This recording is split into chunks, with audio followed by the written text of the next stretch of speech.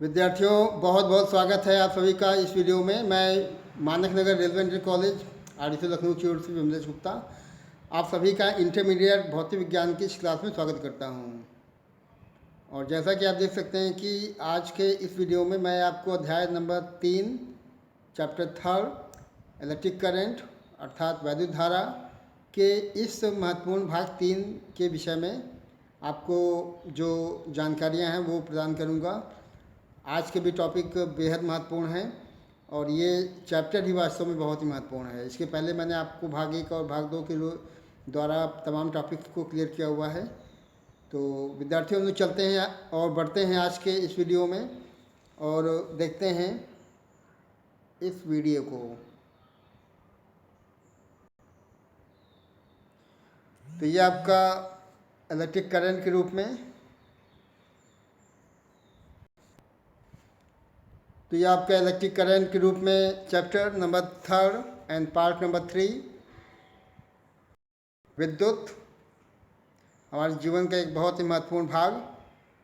और विद्यार्थियों, हम लोग आज पुनः एक बार अपने पाठ्यक्रम को सिलेबस को चेक कर लेते हैं। और जैसा कि आप अपने स्क्रीन पे देख सकते हैं कि आपका जो फिजिक्स है खंड का हम लोग का चल रहा है, जो कि 35 मार्क्स का होगा। और आपका इकाई नंबर 2 मतलब धारा वैद्युत या विद्युत धारा के रूप में इसमें चल रहा है। और यहाँ से हम लोग कुल 7 नंबर प्राप्त करेंगे। तो विद्यार्थियों, आपको अकॉर्डिंग प्रिपरेशन करनी है और उसके अकॉर्डिंग प्रिपरेशन करने का मतलब है कि जो भी टॉपिक है, विद्यार्थियों, सफलता का कोई शॉर्टकट नहीं होता है और आपको प्रत्येक विषय में प्रत्येक खंड को पढ़ना पड़ेगा। इकाई को आप छोड़ नहीं सकते हैं। जो भी यूनिट्स बनाई गई हैं प्रत्येक यूनिट पे आपको ध्यान देना पड़ेगा और कोई भी इकाई जो है कमज़ोर नहीं है। ओके, तो इस प्रकार से हम लोग का विद्युत धारा, करंट, इलेक्ट्रिसिटी इस समय चल रहा है। और एक बार पुनः मैं आपको अध्याय की रूपरेखा दे देता हूँ। और ये आप देख सकते हैं कि प्रस्तावना से चालू है फिर से। तो एक बार फिर से मैं आपको इसको शो कर दूँ, टॉपिक आपके कौन कौन से यहाँ पे होने वाले हैं। ओके, और टॉपिक देखें, ये आपका इलेक्ट्रिक करंट, धारा घनत्व, करंट डेंसिटी, वैद्युत चालन, धातुओं में मुक्त इलेक्ट्रॉन मॉडल के हिसाब से इसकी थ्योरी बताई जानी है। कुछ डेफिनेशंस हैं, एटेंडम मोशन का है, ड्रिफ्ट वेलोसिटी का, मीन फ्री पाथ और रिलैक्सेशन टाइम। ओके, और उसके बाद देखिए नीचे विद्यार्थियों, अनुगमन वेग, वैद्युत धारा, ओम का नियम। ओके, और आवेश वाहकों की गतिशीलता, वैद्युत प्रतिरोध, वैद्युत चालकता, विशिष्ट प्रतिरोध, विशिष्ट चालकता और विशिष्ट प्रतिरोध और प्रतिरोधकता पे ताप का इफेक्ट। ओके, उसके बाद देखें शो किया गया है प्रतिरोध पर ताप का इफेक्ट, ओमी और अनोमी परिपथ, वीआई करैक्टर, वैद्युत ऊर्जा, जूल का नियम, वैद्युत शक्ति किलोवाट घंटा, कार्बन प्रतिरोध और कलर कोडिंग। ओके, फिर कॉम्बिनेशन ऑफ रेजिस्टेंस, प्रतिरोधों का संयोजन। और संयोजन आप जानते हैं कि 2 प्रकार से श्रेणी और समांतर के क्रम में चलना है। ठीक है, उसके बाद वैद्युत सेल क्या है, उसकी डिफिनेशन, सेल का ईएमएफ, विद्युत वाहक बल। ओके, और उसके बाद सेल का टर्मिनल विभवांतर, सेल का आंतरिक प्रतिरोध, तीनों में संबंध। और उसके बाद देखें नीचे संयोग दिखाए गए हैं सेलों के। ओके, सेलों के संयोग में भी 2-3 तरह के संयोग होंगे, श्रेणी, समांतर, मिक्स्ड। किरचॉफ के 2 नियम, ब्रिज, मीटर ब्रिज, पोटेंशियोमीटर के एप्लीकेशंस और पोटेंशियोमीटर के यूजेस क्या हैं, क्यों ज़्यादा श्रेष्ठ है वोल्टमीटर से। ओके, और इसके 2 प्रैक्टिकल भी आपको देखने होते हैं, मैं आगे चल के बताऊँगा अभी। तो विद्यार्थी, ये आपने देखा जो आपका कंटेंट है, जो आपके सिलेबस के अकॉर्डिंग है, मैंने आपको बता दिया है। और एक बार हम लोग चेक कर लेते हैं कि भाग 1 और भाग 2 में हम लोग क्या क्या देख चुके हैं अभी तक। ओके, तो चेक करते हैं विद्यार्थियों, हम लोग का अभी तक वैद्युत धारा, धारा घनत्व, वैद्युत चालन, धातुओं में वैद्युत चालन मतलब फ्री इलेक्ट्रॉन मॉडल, यादृच्छिक गति, अपवाह वेग मतलब drift velocity, mean free path, relaxation time, उसके अलावा अनुगमन वेग और धारा में संबंध, ओम का नियम, गतिशीलता, वैद्युत प्रतिरोध, वैद्युत चालकता, विशिष्ट प्रतिरोध अथवा प्रतिरोधकता, विशिष्ट चालकता। ओके, और उसके बाद देखिए इतना टॉपिक हो गया है। और आज के इस वीडियो में हम लोग विशेष रूप से जो यहाँ से टॉपिक चालू हो रहा है, विशिष्ट प्रतिरोध या प्रतिरोधकता पे ताप का इफेक्ट क्या होगा, प्रतिरोध पर ताप का प्रभाव, ओमी और अनोमी परिपथ विद वीआई कैरेक्टर, वैद्युत ऊर्जा जूल का नियम, वैद्युत शक्ति किलोवाट घंटा। ओके, और very very important point children, carbon resistance and the colour coding, और लास्ट में ये प्रतिरोधों का संयोजन श्रेणी समांतर। तो आज के इस वीडियो में हम लोग कुल इतने टॉपिक देखने वाले हैं। अब आज का ये वीडियो कुछ बड़ा होने वाला है क्योंकि इसमें तमाम टॉपिक कवर किए जाने हैं। ओके, तो हम लोग आगे बढ़ते हैं विद्यार्थियों, और आज के इस वीडियो में जो टॉपिक हैं उसको कवर करने वाले हैं। और मैं आपको फिर से एक बार वो फ़ोटो दिखा देता हूँ, ओम्स लॉ, जो कि आपने अभी पिछले वीडियो में पढ़ा था। भाग 2 में आपने ओम का नियम चेक कर लिया था। That was very important topic, बहुत ही महत्वपूर्ण टॉपिक है ये बोर्ड के लिए, तो ये आप तैयार कर लेंगे। और हम लोग उसी कड़ी में जो है इसके आगे जो विषय जो रेजिस्टिविटी होती है, प्रतिरोधकता, उस पर क्या इफेक्ट पड़ेगा टेम्परेचर का, आज हम लोग शुरुआत वहाँ से करते हैं। ओके, तो स्टार्ट करते हैं विद्यार्थियों। और अभी हम लोग देखने वाले हैं कि विशिष्ट प्रतिरोध या प्रतिरोधकता पर क्या इफेक्ट पड़ेगा टेम्परेचर का। Okay, we have to check the effect of temperature on specific resistance और resistivity of any conductor. Okay, तो इसमें देखें, एक तो ये फॉर्मूला जो शो किया गया है, किसी भी धात्विक चालक के पदार्थ के लिए विशिष्ट प्रतिरोध का जो मान है वो ये शो किया गया, rho equal to m/n(e²) tau. Okay, ये फॉर्मूला एक्चुअली पिछले आप भाग 2 में देखिएगा, वहाँ बताया गया है। अभी मैं इसको केवल एक्सप्लेन करने वाला हूँ, तो ध्यान दें। एक बार फिर चेक करते हैं विद्यार्थियों, किसी भी धात्विक चालक के पदार्थ का विशिष्ट प्रतिरोध या जो प्रतिरोधकता जो होती है उसका फॉर्मूला शो किया गया है, रो इक्वल टू m/n(e²) टाउ। यहाँ पे m का मतलब है इलेक्ट्रॉन का मास, e का मतलब है इलेक्ट्रॉन का आवेश, चार्ज ऑफ इलेक्ट्रॉन, n का मतलब है प्रति इकांक आयतन में मुक्त इलेक्ट्रॉनों की संख्या, और टाउ का मतलब है शांति काल। टाउ का मतलब शांति काल या रिलैक्सेशन टाइम। और आप जानते हैं कि जब इलेक्ट्रॉन का मूवमेंट होता है और मूवमेंट के दौरान दो क्रमागत टक्करों के बीच का जो एवरेज समय अंतराल होता है, औसत समय, उसको हम लोग टाउ कहते हैं या शांति काल कर सकते हैं। और विद्यार्थियों आपको ध्यान रखना है कि टेम्परेचर को बढ़ाएंगे या घटाएंगे, उससे इन पे मतलब किस पे, विशेष रूप से m पर, n पर, e पर, 3 फैक्टर्स हैं, 3 राशियां हैं, m, n और e। ताप के बढ़ने से इनके मान पर कोई प्रभाव नहीं पड़ेगा। लेकिन इस फॉर्मूले में एक टर्म ऐसा भी है जो कि ताप से प्रभावित होगा, और वो टर्म है टाउ, शांति काल। क्योंकि आप जानते हैं कि अगर टेम्परेचर को बढ़ाते हैं तो टाउ घटेगा, अगर आप ताप को बढ़ाते हैं टेम्परेचर को तो टाउ की वैल्यू घट जाती है। ठीक है, और एक और देखिए नीचे फॉर्मूला यूज किया गया है कि यदि मुक्त इलेक्ट्रॉनों का माध्य मुक्त पथ लैम्डा हो आप देख चुके हैं पीछे। माध्य मुक्त पथ लैम्ब्डा से शो किया गया है और उनकी वर्गमाद मूल चाल VRMS है। ओके, तो शांति काल tau equal to that will be lambda upon VRMS।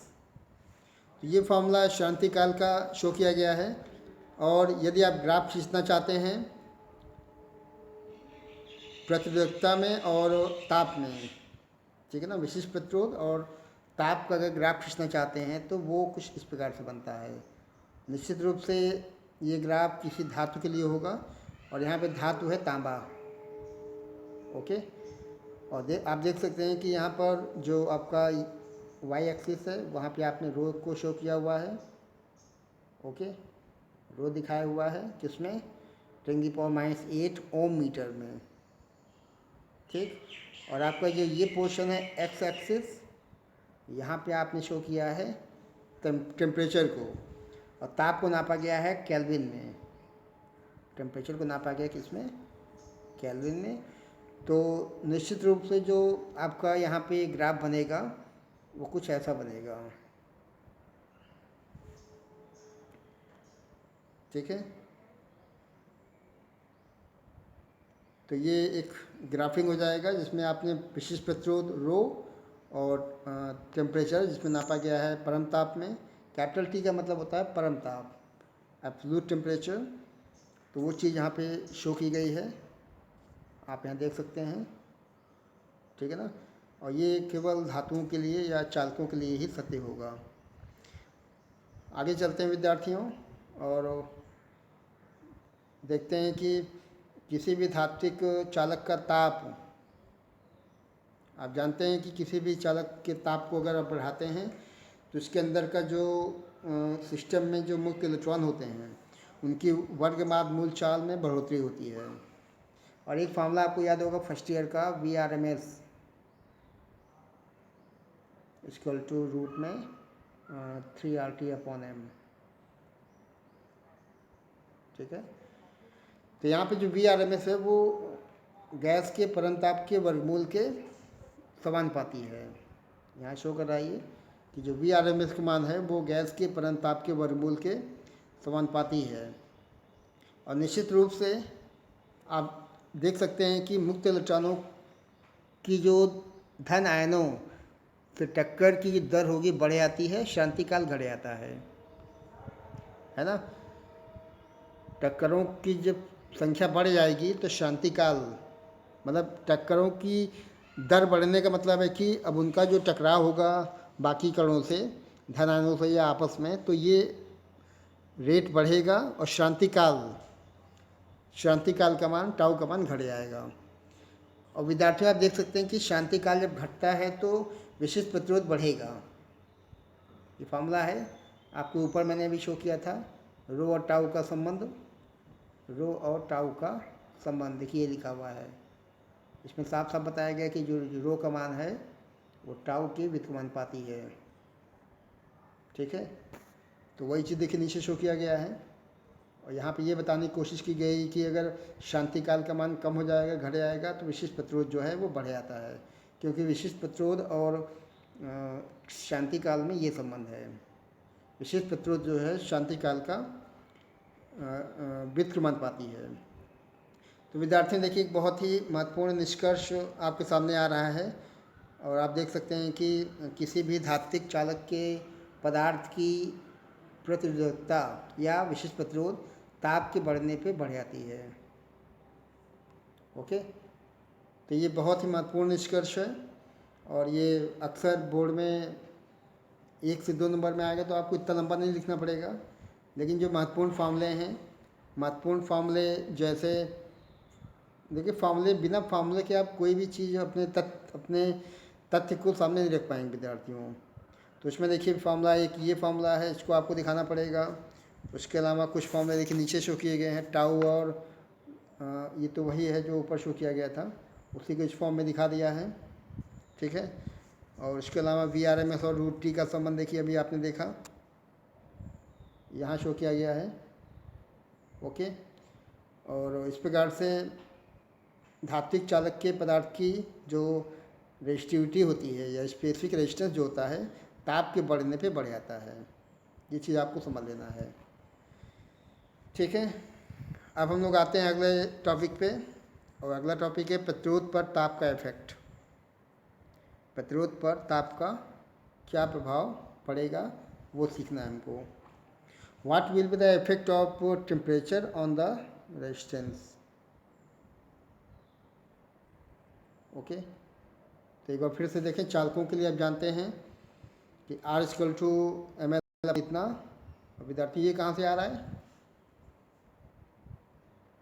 ये R equal to M L upon A N E square tau कहाँ से निकल रहा है?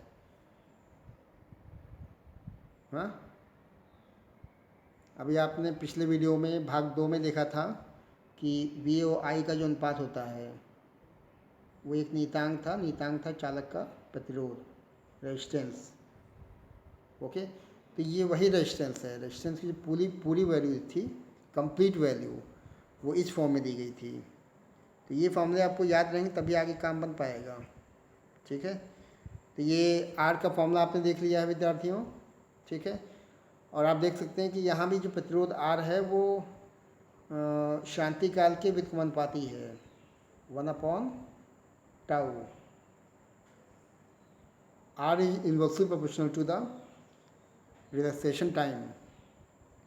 और फिर से देखिए वही थ्योरी शो करी जाएगी कि यदि चालक के ताप में वृद्धि की जाती है तो मुक्त इलेक्ट्रॉनों का शांति काल टाउ का मान घट जाता है। ओके, किसी भी चालक के ताप में वृद्धि करने पर मुक्त इलेक्ट्रॉनों का शांति काल टाउ घट जाएगा और प्रतिरोध आर का मान बढ़ जाता है। ठीक है, अतः ताप के बढ़ाने पे धातु के किसी तार का प्रतिरोध बढ़ेगा। यही निष्कर्ष ऊपर भी आया था। और विद्यार्थियों एक चीज़ आपको ध्यान रखना है कि ये जो मैं प्रतिरोध की बात कर रहा हूँ अभी यहाँ पे, प्रतिरोध पर ताप का इफेक्ट, हम लोग का टॉपिक अभी ये चल रहा। Okay, effect of temperature on the resistance. तो इसमें पहला जो टॉपिक है वो चालक के लिए होगा, कंडक्टर्स के लिए।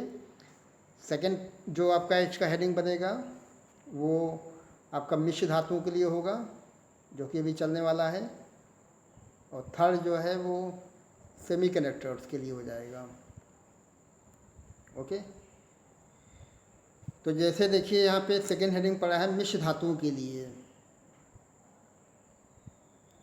क्या इसमें टॉपिक क्या पूछा गया है?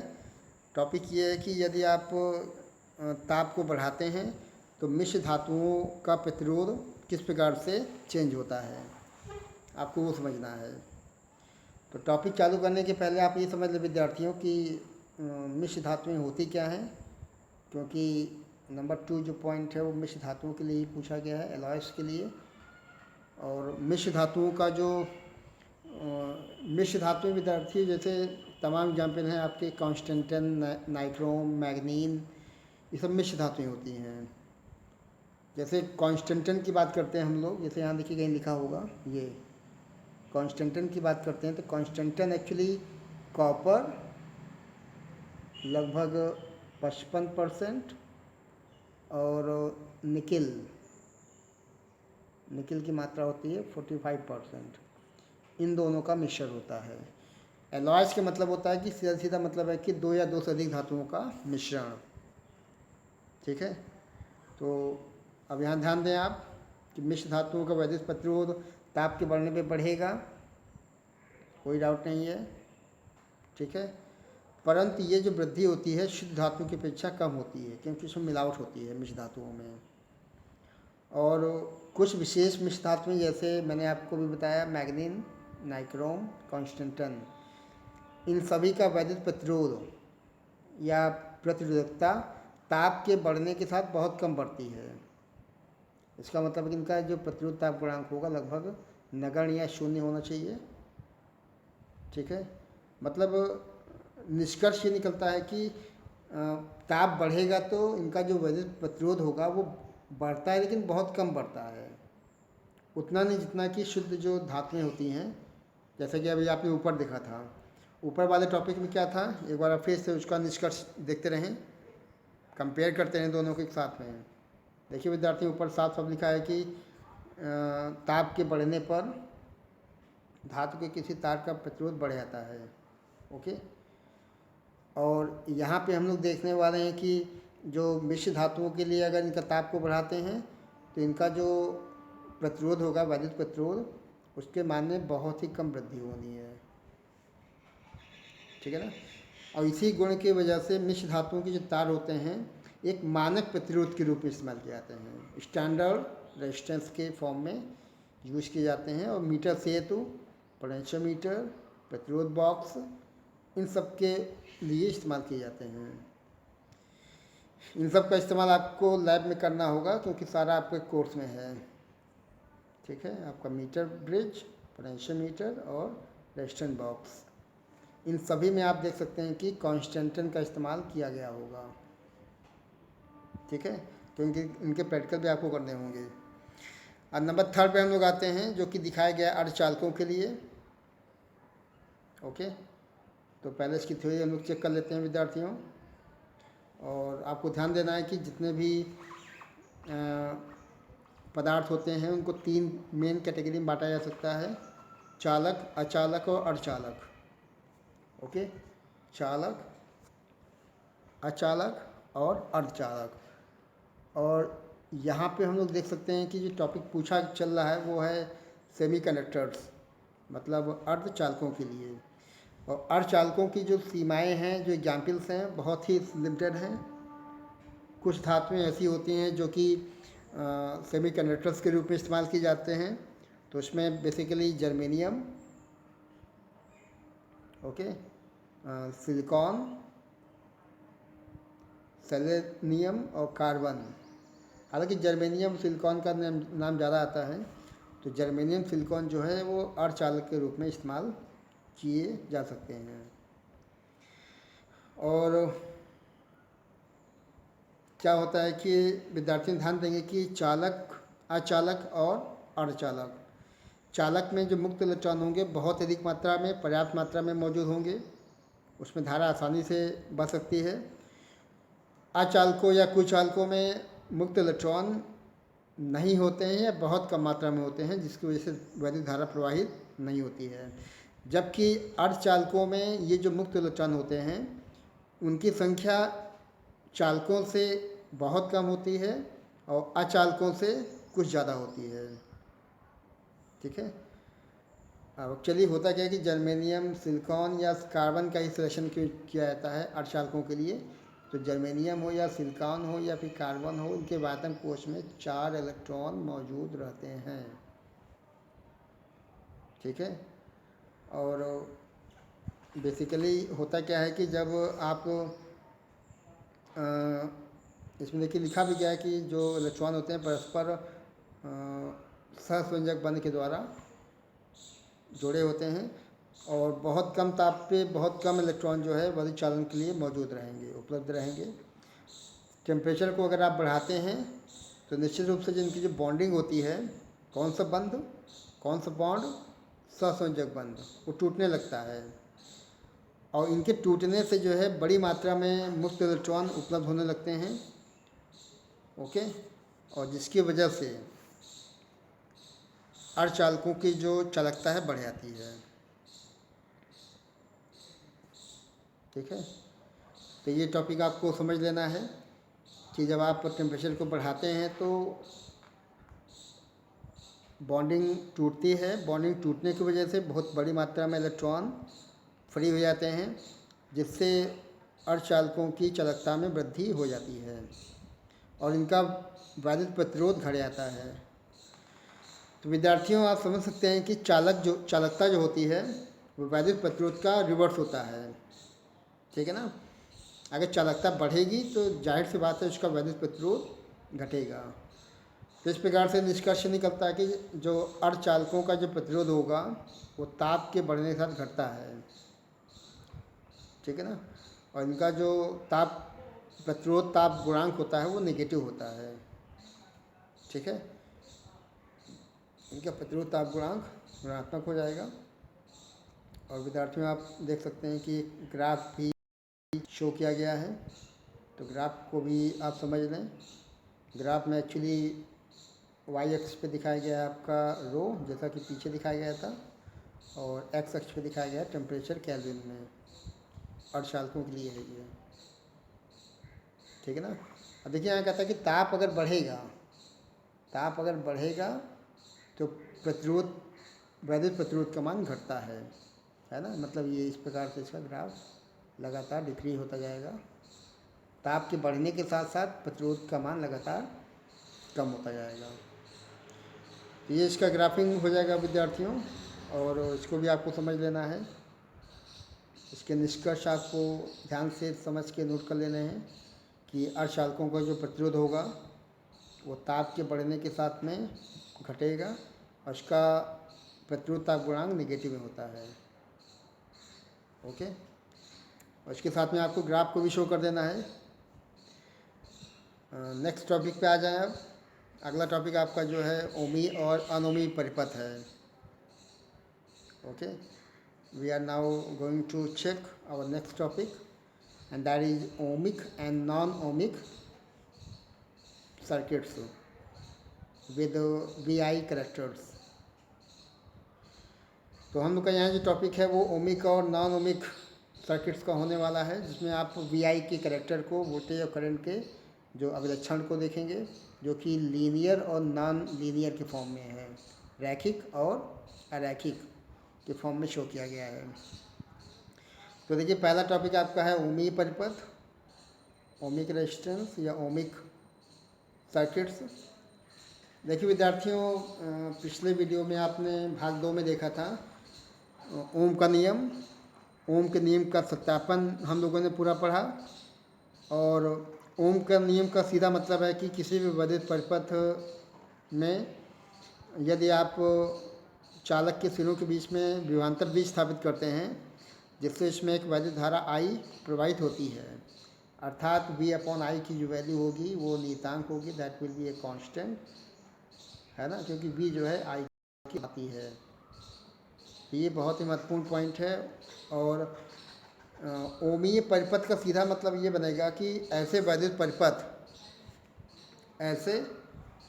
परिपथ अथवा चालक जो कि ओम के नियम का पूर्णतः पालन करते हों। ओके, ऐसे वैद्युत परिपथ चालक जो कि ओम के नियम का पूर्णतया पालन करते हैं ओमी परिपथ कहलाते हैं।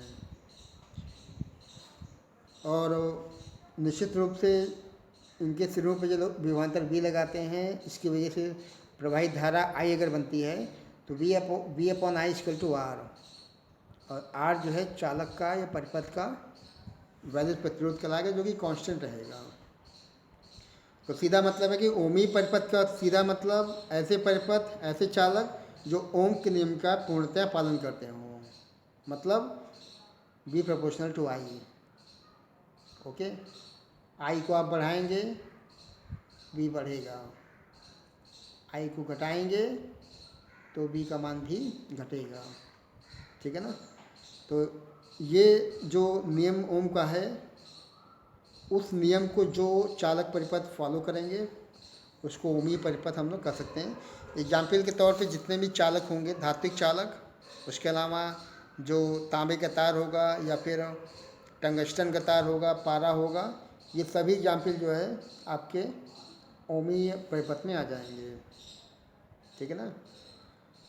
और ग्राफ आप चेक कर सकते हैं विद्यार्थियों। निश्चित रूप से जो ग्राफ बनेगा वोल्टेज और करंट के बीच में, वो एक स्ट्रेट लाइन बनेगा हमेशा की तरह से। और एक स्ट्रेट लाइन का मतलब रेखीय एक ग्राफ बनना है जो कि ओम के नियम को पूर्णतया स्पष्ट करता है। ये H नहीं I है, ये current I। Okay, next topic पे आ जाएं। अब हम लोग का जो नेक्स्ट टॉपिक है वो अनओमी परिपथ, आप देख सकते हैं। Okay, non ohmic resistance. तो विद्यार्थियों आप देख सकते हैं कि अनओमी परिपथ या सर्किट्स क्या होते हैं। और निश्चित रूप से अब जो परिपथ बनेगा, ये चालक बनेगा, वो ओम के नियम का पालन नहीं करेगा। तो ऐसे परिपथ को हम लोग अनओमी परिपथ कह सकते हैं। तो इसका सीधा मतलब है कि यदि आप चालक के सिरों के बीच में, परिपथ के सिरों के बीच में विभवांतर बीज स्थापित करते हैं, और v को अगर बढ़ाते हैं तो i का मान v के अकॉर्डिंग नहीं चलेगा। v को बढ़ाने पे हो सकता है कि i का मान घट जाए, ठीक है ना। मतलब यहाँ पे आप ओम के नियम का पालन करते हुए परिपथ में शो नहीं करेंगे, ठीक है। तो इस प्रकार से ऐसा परिपथ जो पूर्णतया ओम के नियम का पालन ना करे उसे हम लोग कहेंगे अनोमी परिपथ, ठीक है। और इन परिपथों के सिरों पर लगाए गए विभवांतर और उसके संगत बहने वाली जो वैद्युत धारा होती है उसका जो अनुपात होगा वो नियतांक नहीं होगा। मतलब V/I = R, ये नियत नहीं रहेगा, ठीक है। तो इसमें एग्जाम्पल आप देख सकते हैं। एग्जाम्पल के तौर पे torch, diode wall, transistor, thermistor, tubes जो होती हैं, निर्वात नलिकाएँ, ये सभी अनोमी परिपथ या अनोमी चालकों में आ जाएंगे, ठीक है। और ग्राफ भी आप देख सकते हैं विद्यार्थी, इसके ऊपर टॉर्च के बल्ब के रूप, डायोड के रूप में दिखाया गया है। और दोनों ही ग्राफ में आप देख सकते हैं कि जो वोल्टेज और करंट का जो ग्राफ है यहाँ भी है और इसमें भी, जबकि ये बना है टॉर्च के बल्ब के लिए, ओके। तो ये ग्राफ देखिए यूँ जा रहा है और यहाँ इधर V शो किया गया है वोल्टेज, और ये आपको शो किया गया है करंट। वोल्टेज को वोल्ट में नापा गया है, करंट को एम्पियर में नापा गया है, ओके। और सेकेंड हैंड पे बी वाले में देखिए, ये भी एक अनोमी परिपथ से एग्जाम्पल शो किया गया है। और यहाँ पे एग्जाम्पल के तौर पे शो किया गया डायोड को, ठीक है। और यहाँ पे अगर आप ग्राफ खींचते हैं करंट और वोल्टेज के बीच में, तो वो ग्राफ भी कुछ स्ट्रेट लाइन के स्थान पे कुछ इस प्रकार से दिया गया है। इधर वोल्टेज शो किया गया है एक्स अक्ष पे और वाई अक्ष पे शो किया गया है करंट को एम्पियर में। अब देखिए विद्यार्थी, यहाँ पे बी में अगर आप चलते हैं, थोड़ा सा आगे बढ़ते हैं, तो आप देख सकते हैं कि ये बी है, ये आई है, कुछ ऐसे ग्राफ गया हुआ है, ठीक है। और बी में जो छोटा थोड़ा सा इंक्रीमेंट है डेल्टा वी के फॉर्म में, इतना है। और वाई में डेल्टा आई यहाँ से लिया गया है। तो यहाँ जो डेल्टा वी अपॉन डेल्टा आई निकलेगा, ओके, ध्यान देंगे, ये डेल्टा वी अपॉन डेल्टा आई यहाँ निकलेगा, या फिर आप कहीं और इस सेगमेंट में निकाल लें यहाँ पे ऐसे, तो ये वैल्यू सेम नहीं आती हैं, ठीक है। ये वैल्यू जो होती है एक स्थिर मान नहीं होता है, क्योंकि निश्चित रूप से यहाँ जो वोल्टेज होता है वो आई पे डिपेंड नहीं करता है। वोल्टेज को घटाने बढ़ाने पर आई जो है समान रूप से घटता बढ़ता नहीं है। तो ऐसे परिपथ अनोमीय परिपथ में आ जाएंगे और इनका जो प्रतिरोध होगा वो अनोमीय प्रतिरोध कहलाता है। एग्जाम्पल आपने देख लिया है। एग्जाम्पल के तौर पे टॉर्च का बल्ब, मैं फिर बता देता हूँ। टॉर्च का bulb, diode wall, transistor, thermistor और जो निर्वात नलिकाएँ होती हैं। ग्राफ जो बनेगा स्ट्रेट लाइन नहीं बनना है, इसका ध्यान रखना पड़ेगा आपको, ठीक है ना। और ये आपका अनोमीय परिपथ या प्रतिरोध था। अगला है आपका गत्यात्मक, ये इसका थर्ड लास्ट है।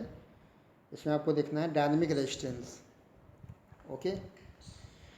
तो गत्यात्मक प्रतिरोध या डायनेमिक रेजिस्टेंस मतलब गत्यात्मक अनओमी परिपथ का ही एक विशेष प्रारूप है, ठीक है। और जैसा कि आपने ऊपर देखा था कि टॉर्च के बल्ब में या डायोड वॉल्व में, मतलब एक अनओमी परिपथ के में किसी भी खंड के विभवांतर बी में थोड़ा परिवर्तन डेल्टा बी करने से उसमें प्रवाहित धारा में सूक्ष्म परिवर्तन डेल्टा आई अगर है, तो डेल्टा वी और डेल्टा आई का जो अनुपात होगा, ठीक है। और चूँकि ये जो वैल्यू निकलने वाली ये फिक्स नहीं रहेगा विद्यार्थियों, ये लगातार चेंज करेगा, है ना। तो इसको हम लोग गत्यात्मक, डायनेमिक, क्योंकि ये जितने भी खंड आप लेंगे अलग अलग खंड, तो हर प्रत्येक खंड के लिए आर का मान अलग निकलेगा। इसी वजह से इसको गत्यात्मक या डायनेमिक रेजिस्टेंस कहा जाता है। तो ये चीज़ आपको समझ लेना है, this is the dynamic resistance, okay. और प्रतिरोध है, कोई भी प्रतिरोध होगा मात्र उसका हमेशा ओम ही लिखा जाएगा। और नेक्स्ट टॉपिक देखें हम लोग का ये है वैद्युत ऊर्जा और जूल का नियम। ठीक है, तो देखिए विद्यार्थियों, आपका चैप्टर चूँकि वैद्युत धारा का है, जो कि वैद्युत चालन से जुड़ा हुआ है। और यहाँ जो हम लोग का नेक्स्ट टॉपिक हम लोग पढ़ने वाले हैं वो इलेक्ट्रिकल एनर्जी के फॉर्म में होने वाला है, जूल्स लॉ, वैद्युत ऊर्जा और जूल का नियम। और निश्चित रूप से जब आप किसी चालक तार के सिरों को किसी बैटरी से जोड़ के सिरों के बीच में विभवांतर V स्थापित करते हैं, तो इसके भीतर जो मुक्त इलेक्ट्रॉन हैं चालक के धन सिरे की ओर अनुगमन वेग Vd से गति करने लगते हैं। ठीक है, एक बार फिर से देखें, जब आप किसी चालक तार के सिरों को किसी बैटरी से जोड़कर उसके सिरों के बीच में विभवांतर V स्थापित करते हैं, तो निश्चित रूप से उसके भीतर मौजूद जो इलेक्ट्रॉन होंगे, मुक्त इलेक्ट्रॉन, वो चालक के धन सिरे की ओर एक नियत सूक्ष्म वेग अर्थात अनुगमन वेग से गतिमान हो जाते हैं। और जब गति होगी तो निश्चित रूप से जो मुक्त इलेक्ट्रॉन होंगे उनकी टक्कर धन आयनों से और परमाणुओं या अणुओं से हो सकती है। ठीक है, जब ये टक्कर होता है विद्यार्थियों तो कुछ ऊर्जा उन्हें स्थानांतरित भी करती है, और जिसकी वजह से क्योंकि यहाँ पे जो मुक्त इलेक्ट्रॉन है लगातार धन आयनों से टकराते हैं, ऊर्जा का आदान प्रदान करेंगे, और जिससे इनकी ऊष्मीय ऊर्जा का मान बढ़ जाती है। ठीक है ना, और ऊष्मीय ऊर्जा बढ़ने का मतलब है कि निश्चित रूप से जो तार का ताप है बढ़ जाएगा। ध्यान देंगे, मुक्त इलेक्ट्रॉन लगातार जब मोशन करेंगे तो सोर्स से एनर्जी लेकर के धनायनों और परमाणुओं या अणुओं में देते रहते हैं, उसमें ऊर्जा बढ़ जाती है।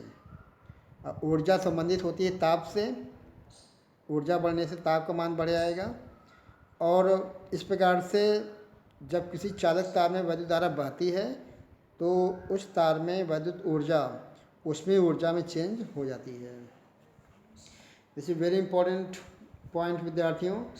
आप देखते हैं कि जब आप घर में अपने किसी हैवी इंस्ट्रूमेंट के तार को छूते हैं, जब वो ऑन अवस्था में होता है ऊपर से उसके इंसुलेटेड पार्ट को, तो वो कुछ गर्म हो जाता है।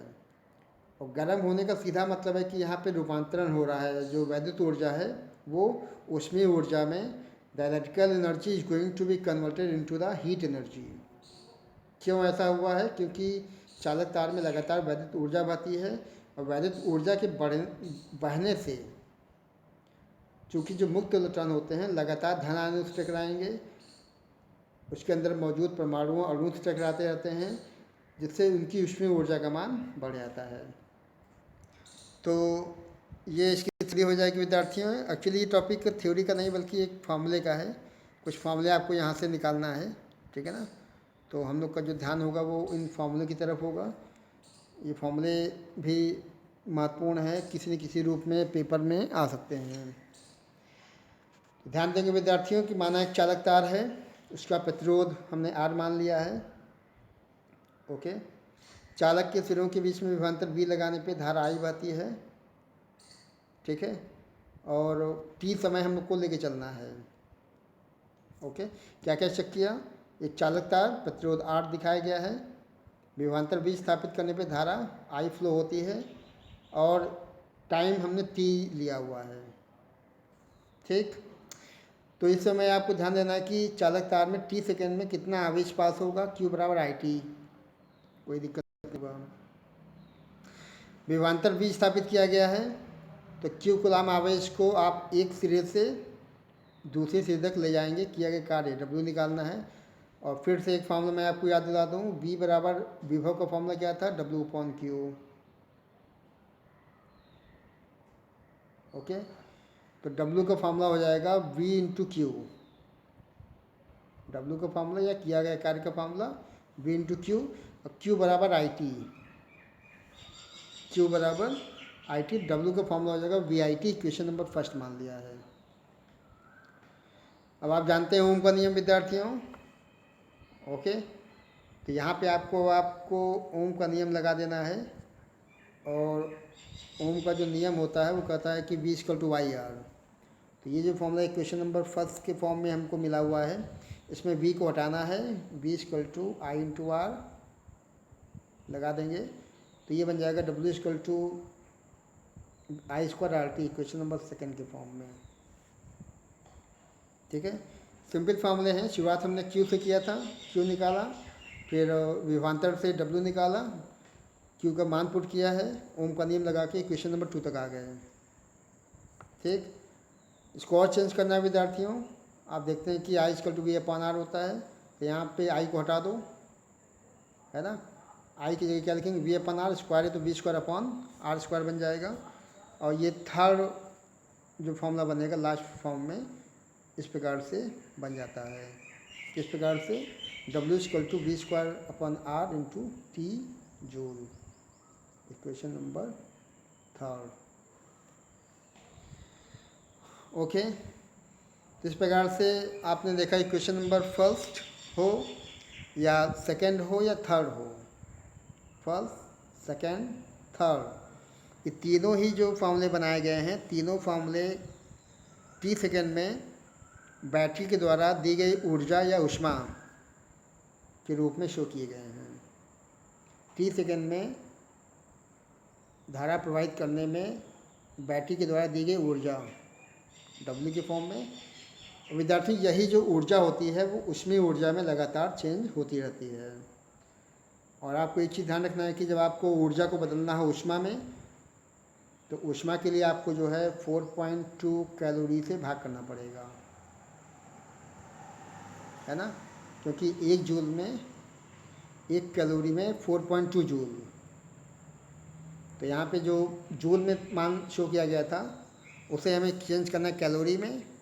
और आप देख सकते हैं कि जितने भी फॉर्मूले ऊपर बने थे फर्स्ट सेकंड थर्ड, इन तीनों में अगर आप 4.2 से भाग कर लेते हैं तो अभी आपके पास जो फॉर्मूला बनता है ये ऊष्मा का है, ऊष्मीय ऊर्जा का फॉर्मूला ऊष्मा के रूप में। H=VIT/4.2, H=I²RT/4.2 या V²T/4.2R, इतना कैलोरी। ओके, तो कैलोरी विशेष रूप से ऊष्मा का मात्रक होता है। ये थोड़ा अंतर आपको मालूम होना चाहिए। हालांकि ऊष्मा और ऊर्जा दोनों को एक ही रूप में कहा जाता है, लेकिन आप ध्यान रखें कि ऊर्जा को आप जूल में नापते हैं, ऊष्मा को कैलोरी में भी नाप सकते हैं। कैलोरी में जब चेंज करने को आएगा तो आप ये फार्मूला इस्तेमाल कर सकते हैं। Okay, now next topic, that is विद्युत शक्ति, इलेक्ट्रिक पावर। आपके स्क्रीन पे देखिए विद्यार्थियों, विद्युत पावर या विद्युत शक्ति, इलेक्ट्रिक पावर शो किया गया है। कोई बहुत बड़ा टॉपिक नहीं है, आप छोटी क्लास से पढ़ते आ रहे हैं। इलेक्ट्रिक पावर P और ये होता है W/T। ओके, मतलब किसी विद्युत परिपथ में ऊर्जा के क्षय होने की जो दर होती है। ओके, किसी विद्युत परिपथ में ऊर्जा के क्षय होने की दर को विद्युत शक्ति कहते हैं। इसको हम लोग P से शो करेंगे, कैपिटल P। तो इस प्रकार से यदि किसी परिपथ में T सेकंड में बैटरी के द्वारा ली गई वैद्युत ऊर्जा W जूल है, तो शक्ति का मान P=W/T, ऊपर W और नीचे T, ये बन जाता है। और W कार्य है और T का मतलब यहाँ पे समय से है। मात्रक चेक कर लेंगे विद्यार्थियों। वैद्युत शक्ति का जो मात्रक होगा, और उसके पहले कुछ और फॉर्मूले हम लोग चेक कर लेते हैं। आपने भी देखा है P=W/T। ओके, एक फॉर्म तो ये हो जाएगा। और उसके बाद चूँकि W अभी आपने वो W के ऊपर 3 फॉर्मूले देखे थे, एक ये था, एक ये था, एक ये था। तो इन तीनों में अगर T को हटा दें, इन तीनों फार्मूले में यदि हम लोग T को हटा देते हैं तो P के 3 नए फार्मूले ये बन जाते हैं। ओके, ये वैद्युत शक्ति के 3 फार्मूले हैं। वैद्युत शक्ति P का formula V into Y, P का formula I square into R, P का formula V square upon R. तो ये सब कुछ जो है वैद्युत शक्ति का एक फॉर्मूला बन जाएगा 3 तरीके से। ओके, इसका मात्रक हम लोग चेक कर लेते हैं विद्यार्थियों। W/T लिखा हुआ है साफ साफ। W कार्य या ऊर्जा, ऊर्जा को नापेंगे, कार्य को नापेंगे जूल में, और T को नापेंगे सेकेंड में, जूल पर सेकेंड। और जूल पर सेकेंड को हम लोग वाट भी कर सकते हैं। ओके, जूल पर सेकेंड को हम लोग वाट भी कर सकते हैं। और कुछ और इसके मात्रक विद्यार्थी मैं आपको बता दूं, यहाँ नहीं शो किया गया है। जैसे पावर का या शक्ति का जो बड़ा मात्रक होता है किलोवाट, इसका जो बहुत बड़ा मात्रक होगा वो किलोवाट, और 1 किलोवाट में 1000 वाट। ओके, 1 मेगावाट होता है, 1 मेगावाट में 10⁶ वाट हो जाता है। ओके, तो किलोवाट मेगावाट वैद्युत शक्ति के बहुत बड़े मात्रक हैं। और एक मैकेनिकल यूनिट होता है वैद्युत शक्ति का विद्यार्थियों, अब वो होता है अश्व शक्ति। अश्व शक्ति HP, और 1 HP equal to 746 watt. Okay, 746 watt. ये जो लिखा गया विद्यार्थियों, ये एक्चुअली में एक मैकेनिकल यूनिट होता है, मतलब यांत्रिकी में जो प्रयुक्त किए जाने वाला शक्ति का जो बहुत बेहतरीन मात्रक है, बहुत ही प्रचलित मात्रक है, वो SP होता है, अश्व शक्ति। ओके, अब आप आगे आ जाएं और नीचे के टॉपिक जो बचे हैं वो भी हम लोग चेक कर लेते हैं। और ये फॉर्मूला आपने देख लिया, इसका मात्रक देख लिया है। एक देखिए वैद्युत शक्ति का ये भी मात्रक है किलोवाट घंटा।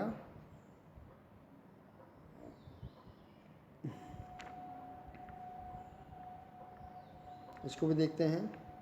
आपने इसको सुना भी होगा, यूज भी होता है घरों में, KWH,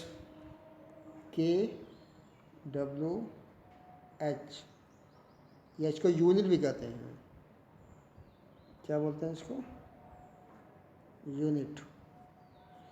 तो ये हमें समझना है, क्योंकि जो घर हो, संस्थान हो, दुकान हो, हॉस्पिटल हो, या कोई कारखाना अगर वो है, तो उसमें वैद्युत ऊर्जा कितनी व्यय हो रही है उसको नापने की एक बहुत बड़ी इकाई है। ठीक है, घरों में, दुकानों में, या हॉस्पिटल्स में, कारखानों में, जहाँ भी बड़े पैमाने पे अगर बिजली खर्च होती है, तो वहाँ पे वैद्युत ऊर्जा को नापने के लिए एक विशेष मात्रक का प्रयोग किया जाता है, जिसे किलोवाट घंटा KWH कहा जाता है। इसको BTU भी कहते हैं, ये आपको ध्यान रखना है। BTU board of trade unit, BTU board of trade के फॉर्म में हो जाएगा। और इसको केवल यूनिट भी कर सकते हैं, साधारण बोलचाल की भाषा में इसको केवल यूनिट कर सकते हैं। और इसकी परिभाषा देख लें विद्यार्थियों, बहुत सिंपल परिभाषा बनाई गई है। ओके, और किलोवाट घंटा, देखिए सीधा मतलब है कि यदि आप एक ऐसा उपकरण, एक ऐसा इंस्ट्रूमेंट जिसकी क्षमता, जिसकी पावर 1000 वाट की हो, कितनी? 1000 वाट। ओके, 1000 वाट का अगर कोई इंस्ट्रूमेंट है 1 किलोवाट का, और उसको आप लगातार 1 घंटे तक इस्तेमाल में लाते हैं। ओके, 1 किलोवाट या 1000 वाट का कोई इंस्ट्रूमेंट, कोई वैद्युत उपकरण किसी परिपथ में अगर 1 घंटे तक लगातार यूज में लाया जाता है, तो उसके द्वारा खर्च होने वाली जो वैद्युत शक्ति होती है उसको हम लोग 1 KWH कहते हैं। आप देख सकते हैं कि 1 किलोवाट वैद्युत शक्ति वाले किसी परिपथ में 1 घंटे में व्यय वैद्युत ऊर्जा को 1 kWh कह सकते हैं। ठीक है, बहुत सिंपली तरीके से बताया गया। किलोवाट घंटा बराबर कितना, 1 किलोवाट हो गया मतलब 1000 वाट। यहाँ से देखें क्या लिखा है, 1 किलोवाट, 1 किलोवाट और घंटा लिखा है, तो किलोवाट के पहले वाट में लिखा। 1 किलोवाट में कितने वाट, 1000। ठीक है, और घंटा 1 घंटा लिख दिया। ओके, अगले स्टेप में मैंने वाट को चलने दिया, घंटे को बदल दिया सेकंड में। 1 घंटा में 3600 सेकंड, तो ये कोटिमान में लिखा जाएगा 3.6 10⁶ जूल। ओके, 1 किलोवाट घंटा में 3.6 10⁶ जूल, ये हो जाएगा इसका जवाब। तो विद्यार्थी ये टॉपिक भी आपको देख लेना है। जब आपको बड़े पैमाने पे या घरेलू स्तर पे, कारखानों में, संस्थानों में या ऐसे जगहों के लिए वैद्युत ऊर्जा को नापना है, तो इसके लिए एक विशेष मात्रा का प्रयोग किया जाता है, जिसे हम लोग किलोवाट घंटा या बोर्ड ऑफ ट्रेड यूनिट या केवल यूनिट कर सकते हैं। ठीक है, इसकी डेफिनेशन हो जाएगी, इसको तैयार कर लेना है। कैसे निकाला गया किलोवाट घंटा में कितने जूल, वो आपको तैयार कर लेना है। और फाइनली ये इसका निष्कर्ष है कि 1 किलोवाट घंटा में 3.6 10⁶ जूल।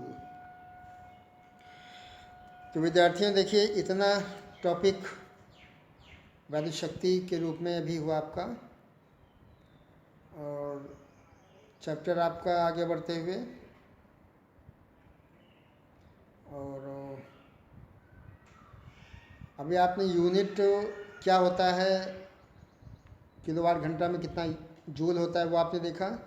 और इस समय हम लोग देखने वाले हैं कि जो वैद्युत ऊर्जा की जो खपत होती है, जो कंज्यूमिंग होती है, वो जो कंज्यूम होता है कि कितना कंज्यूम है kWh या यूनिट, वो चेक करना है।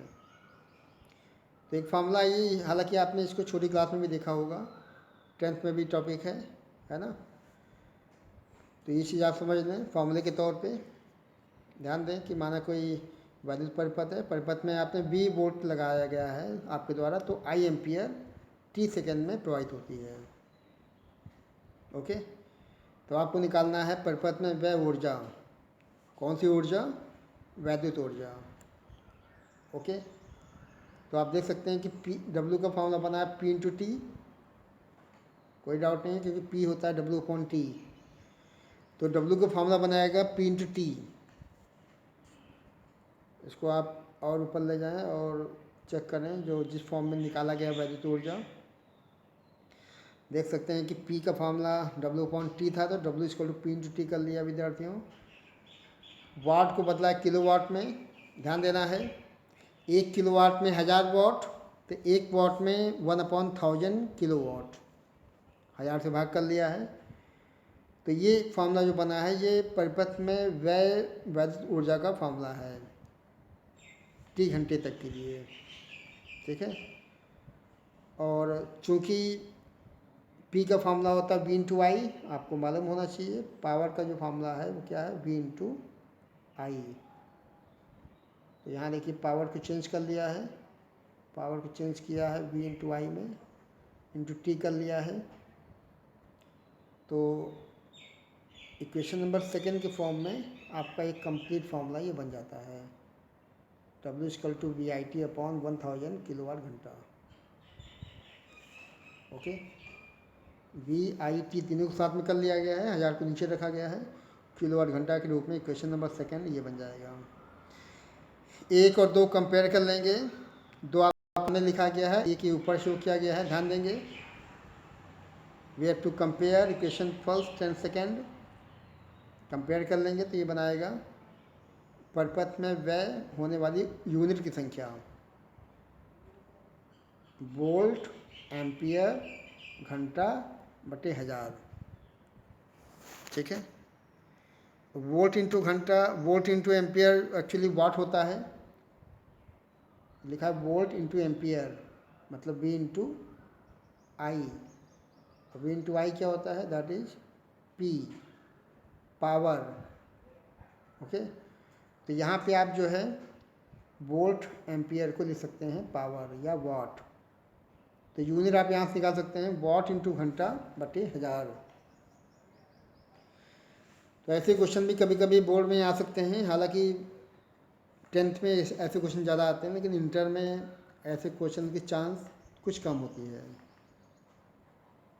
जैसे आपने 10th में बहुत सारे क्वेश्चन लगाए होंगे, जो है किसी परपथ में जो है 4 पंखे, 6 ट्यूबलाइट, एक फ्रिज, एक हीटर, है ना, ये सब चीज़ें दिखा दी जाती है और आपको निकालना है महीने भर का खर्चा, जबकि एक यूनिट का खर्चा जो है 4 रुपये है, 4 रुपये प्रति यूनिट है खर्चा, ठीक है ना। तो यूनिट आप पहले निकाल लेंगे, उसके बाद जितना अमाउंट होगा पर यूनिट का उससे मल्टीप्लाई कर देना है। तो ये टॉपिक हो गया विद्यार्थियों। अब आगे बढ़ें, और ये देखिए कुछ टेबल आपको दिखाई पड़ रहा है। अभी थोड़ा इस पर निगाह डाल लें, मैं आपको भी समझाने वाला हूँ इसको। और ये टेबल एक्चुअली थोड़ा ही हाई फाई टेबल मैंने आपके सामने प्रस्तुत की है, क्योंकि मैं जो भी आगे टेबल शो करूँगा उससे थोड़ी हल्की होगी।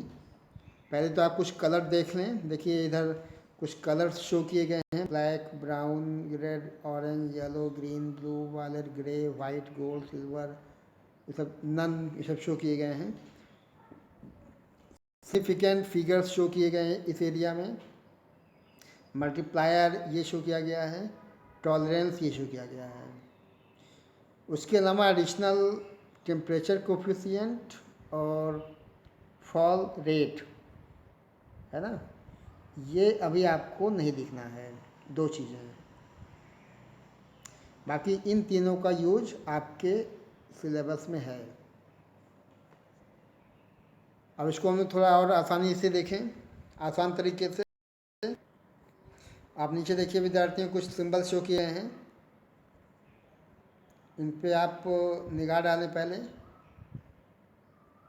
ओके, और आप देख सकते हैं यहाँ पे कि 4 तरह के प्रतिरोध दिखाए गए हैं। और मुझे नहीं लगता कि यहाँ पे आपको बताने की आवश्यकता है कि ये सिंबल किसका है। ओके, ये सिंबल निश्चित रूप से एक प्रतिरोध का है, और यहाँ पे 4 तरह के रेजिस्टेंस शो किए गए हैं। ओके, आप देख सकते हैं कि टाइप 1 में 6 बैंड शो किए गए हैं, टाइप 2 में 5 बैंड शो किए गए हैं, टाइप 3 में 4 बैंड, टाइप 4 में 3 बैंड। अभी बैंड क्या है, देखिए विद्यार्थी, ये जो शो किया गया ये प्रतिरोध है, ये सब क्या है, ये सब प्रतिरोध हैं। और हमें इसमें चेक करना है कि जो 6 बैंड वाला प्रतिरोध है उसमें 6 लाइन दिखाई पड़ रही है आपको कोडिंग के साथ में, कलर कोड दिखाया गया है। मतलब एक कलर ये है, फिर 2 3 4 5 6, 5 बैंड में देखिए 5 लाइनें दिखाई पड़ रही हैं, 1 2 3 4 5। 4 बैंड में 4 लाइन बनेंगी कलरफुल लाइंस, और 3 बैंड में 3 लाइंस आपको दिखाई पड़ेंगी,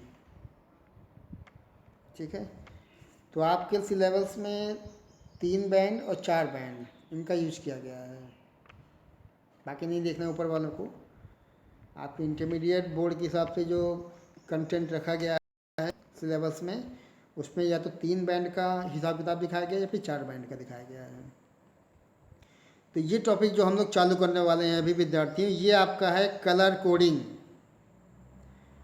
and this is latest topic, अभी जल्दी ही बोर्ड में शामिल किया गया है, हालांकि बाकी बहुत पहले से था।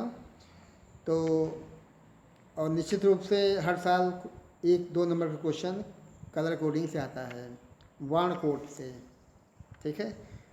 तो हम लोग बैंड नंबर 3, बैंड नंबर 4 पे ध्यान लगाएंगे और प्रतिरोध का मान चेक करने वाले हैं। तो टॉपिक पहले समझ लें विद्यार्थियों, ये आपका कार्बन प्रतिरोध क्या होते हैं पहले आपको वो सुना है, और कार्बन प्रतिरोध के बाद कार्बन प्रतिरोधकों के लिए वर्ण कोड। मतलब कार्बन रजिस्टर क्या होते हैं and colour coding of colour carbon registers.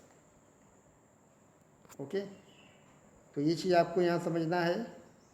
और उसके पहले देखिए इसमें लिखा गया है कि वर्ण कोड, मतलब कलर के हिसाब से आपको कोडिंग करनी है, बताना है।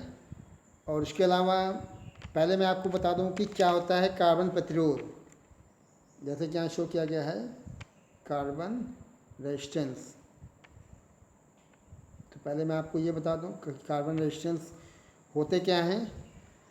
तो विद्यार्थियों आपको ध्यान रखना है कि जो घरेलू वैद्युत परिपथ या इलेक्ट्रॉनिक परिपथ होते हैं उसमें मुख्य रूप से दो प्रकार के प्रतिरोधक प्रयुक्त हो सकते हैं। ठीक है ना। तो जो उसमें पहला ऑप्शन होता है वो आपका होता है तार आबद्ध, मतलब तार से बना हुआ। और सेकेंड जो ऑप्शन होता है विद्यार्थियों वो होता है कार्बन प्रतिरोधक, जो कि आपका यहाँ पे होना है। तार आबद्ध प्रतिरोधक किसी मिश्र धातु मैंने आपको भी ऊपर बताया था, दीज आर एलॉयज। मिश्र धातु में बेसिकली मैंने आपको नाम कुछ बताए थे, जैसे मैग्नीन, ध्यान देंगे मिश्र धातु में जैसे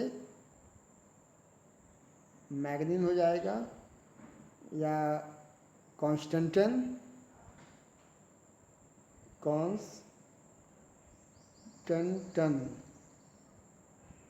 या नाइक्रोम, ये सभी जो हैं मिश्र धातु में आती हैं। ठीक है, तो आपको ध्यान रखना है कि जो तार आबद्ध प्रतिरोधक होते हैं उसमें किसी धातु जैसे मैग्नीन, नाइक्रोम या कॉन्स्टेंटन, इनके तारों को लपेट के बनाते हैं। ओके, और विद्यार्थियों आपको ध्यान रखना है कि जो तार आबद्ध प्रतिरोधक होते हैं उनका जो मान होता है परिसर रेंज 1 ओम से लेकर के कुछ 100 ओम तक है ना। जो तार आबद्ध प्रतिरोधक होते हैं उनका मान 1 ओम से लेकर के कितना, लगभग 100 ओम, ये उनकी रेंज हो सकती है तार आबद्ध वालों के लिए। ठीक है, और उसके अलावा ये ध्यान रखना है कि विद्यार्थियों की तार आबद्ध प्रतिरोधक जो हैं बहुत अधिक मात्रा में या ऊंचे श्रेणी के प्रतिरोधक नहीं होते हैं। ठीक है ना, क्योंकि इनकी तार की बहुत अधिक लंबाई की आवश्यकता होती है, जो कि परमिट नहीं करता है कि आप छोटे से भाग में बहुत ज़्यादा तार इस्तेमाल करें। तो इस प्रकार से जो तार आबद्ध के बाद जो दूसरा नाम आता है वो कार्बन प्रतिरोधक, जो कि हम लोग का टॉपिक यहाँ पे होने वाला है। उसमें विशेष रूप से कार्बन का यूज होना है और साथ ही साथ कार्बन का चूँकि जो रेजिस्टिविटी होती है बहुत ज़्यादा होती है। मेरे ख्याल से आप इसको चेक कर लीजिएगा, 3.5 × 10⁵ ओम, ये कार्बन की जो है कार्बन की प्रतिरोधकता होती है, बहुत अधिक होती है। इनका आकार सूक्ष्म होता है, सस्ते होते हैं। ओके, और सबसे महत्वपूर्ण बात विद्यार्थी ये है कि जो कार्बन प्रतिरोध बनाए जाते हैं वो उनकी वैल्यू लगभग 100 मेगा ओम तक होती है। ओके, 100 मेगा ओम, तो इसीलिए कार्बन प्रतिरोध का यूज़ किया जाता है। और आज हम लोग इस टॉपिक में कार्बन प्रतिरोध के लिए उनका जो वर्ण कोड है वो सीखने वाले हैं, colour coding. This is very very important topic, और निश्चित रूप से बोर्ड में 1-2 नंबर के लिए आएगा। तो देखिए विद्यार्थी, ये एक संकेत दिखाया गया है, ये आपका एक प्रतिरोध हो इस फॉर्म में दिखाया गया है।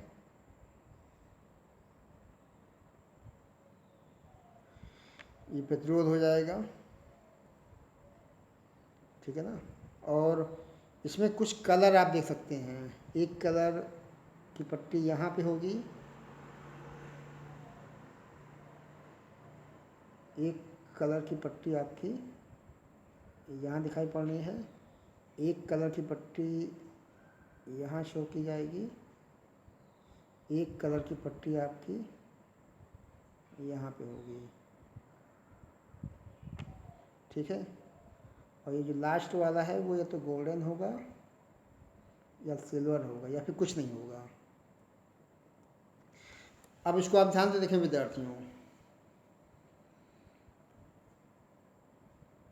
कार्बन प्रतिरोधक कुछ इस प्रकार से होगा, इसमें आपके A B C 3 main colour होंगे, A B C 3 main colour, और डी वाला जो होगा वो या तो गोल्डन फॉर्म में होगा या सिल्वर होगा या फिर खाली होगा, ब्लैंक। ओके, तो हम लोग यहाँ शो कर सकते हैं कि जो पहली पट्टी बनी है ए के फॉर्म में, उसको हम प्रथम सार्थक अंक को ए से शो करेंगे, द्वितीय सार्थक अंक को बी से शो करेंगे, और ये जो सी वाला है ये डेसिमल गुणांक होता है, दशमलव गुणक 10 की पावर समथिंग, और ये जो लास्ट वाला है वो टॉलरेंस है, सहन क्षमता, टॉलरेंस। ठीक है, तो 3 कलर शुरू में यहाँ बनेगा, चौथा कलर मैंने आपको बताया गोल्डन, सिल्वर, नथिंग, कोई कलर नहीं, नन।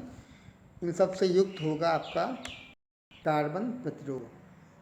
तो आप देखिए ऐसे डायग्राम के लिए ध्यान देंगे, ऐसे डायग्राम के लिए जैसा कि अभी आपने ऊपर देखा, और उसके लिए अगर आपको आर का मान दिखाना है, ध्यान देंगे फिर से, तो ये इसका फॉर्मूला हो जाएगा, R equal to A B into 10 की power C plus minus D percentage में।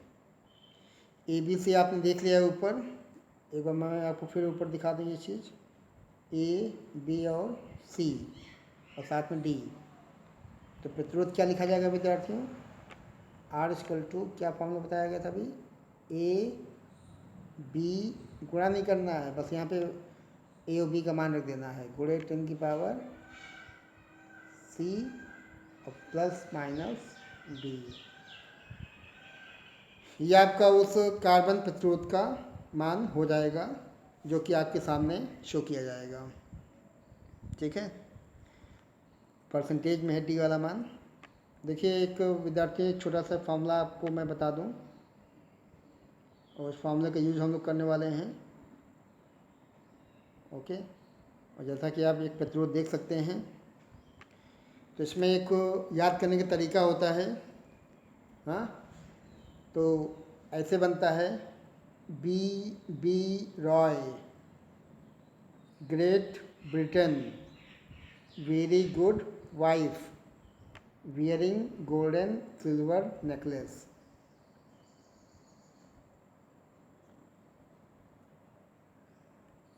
इसी क्रम में आपको याद कर लेना है, एक बार फिर से कर लें विद्यार्थियों। ओके, और शुरू होता है पहले बी से। अभी बी क्या है, अभी मैं आपको नीचे टेबल एक और बनाया गया है, उसको मैं बता दूंगा। अभी फ़िलहाल आपको ये क्रम कैसे याद करना है उसको देख लें। B B Roy, Great Britain, very good wife, wearing golden silver necklace. तो देखिए आप देख सकते हैं कि यहाँ पे 0, फिर 1, 2, 3, 4, 5, 6, 7, 8, 9, और गोल्डन के लिए 5% प्लस माइनस में, सिल्वर के लिए 10% प्लस माइनस में, और अगर कुछ नहीं कलर है, नथिंग कलर, 20%। तो ये चीज़ अगर आप याद कर लेते हैं विद्यार्थियों, तो आप जीवन में कभी नहीं भूलेंगे। कभी भी किसी भी मोड़ पे अगर आपसे कार्बन प्रतिरोधक का वर्ण कोड के आधार पर अगर मान निकालने को कहा जाएगा, तो आप तुरंत बिना समय गवाए निकाल सकते हैं। और ये है इसका फॉर्मूला।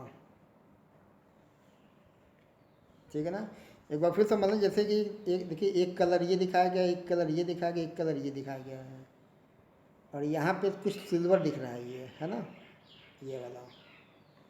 तो ये जो पहला वाला कलर है वो ए है, ए, ये बी, ये सी, और ये डी हो जाएगा। ओके, अब आप एक महत्वपूर्ण टेबल देख लें विद्यार्थी, नीचे देखिए बना हुआ है, और उस टेबल के माध्यम से शो किया गया है कि आप कैसे मान रखने वाले हैं। और ये टेबल प्रथम 3 वलय के लिए दिखाई गई है। मतलब प्रथम 3 मतलब ये और इसके लिए। और इसको हम लोग कार्बन प्रतिरोधक का वर्ण कोड टेबल कर सकते हैं। ठीक है, तो देखिए एक बड़ी टेबल बनाई गई है। पहले मैं इसको इस पोर्शन को बड़ा कर लेता हूँ और उसको आपको समझा दूँ, फिर आगे बढ़ता हूँ। क्लियर है? चलिए अभी फ़िलहाल ये कंप्लीट सब आ रहा है। Okay, let us begin. Check करते हैं विद्यार्थियों, और आप देख सकते हैं कि यहाँ पे जो कलर दिखाए गए हैं, मैंने आपको क्या बताया था अभी ऊपर, B Roy, okay, Great Britain, very good wife. इतना याद कर लेंगे, बड़ी बात है, आपका काम हो जाएगा। ओके, अगेन अब देखिए विद्यार्थी, ये जो बी है ये ब्लैक के लिए है, दिस इज फॉर ब्लैक। और ये जो बी लिखा गया है ये कत्थई के लिए है। ओके, ये जो बी है ये रेड के लिए है। ये जो बी ओ दिखाया गया ये ऑरेंज के लिए है। ये वाई येलो के लिए, ये जी ग्रीन के लिए, ये बी, ये जो बी दिखाया गया ये ब्लू के लिए, ये वायलेट बी बैगनी के लिए। ओके, और उसके नीचे देखिए एक ग्रे का शो किया गया है, फिर वाइट का दिखाया गया है। तो आपको क्रम देखिए, बी विद्यार्थियों को कन्फ्यूजन होता है, बी यहाँ भी है 1 पे भी है, बी यहाँ भी है 7 पे भी, और बी 2 पे भी है। तो ब्लैक से चालू होना है, black brown, black brown red orange yellow green blue violet grey white. Okay, बाद में गोल्डन सिल्वर नन आएगा। तो इनके कॉरेस्पॉन्डेंस जो सार्थक अंक होते हैं, ब्लैक के लिए हम लोग 0 लिखेंगे। ओके, ब्लैक के लिए क्या लिखना है? 0। कत्थई के लिए 1 दिखाना है, रेड के लिए 2 दिखाना है, नारंगी के लिए 3 दिखाना है, पीले के लिए 4 दिखाना है, हरे के लिए 5 दिखाना है, नीले के लिए 6 दिखाना है, बैगनी के लिए 7 दिखाना है, ग्रे के लिए 8, वाइट के लिए 9।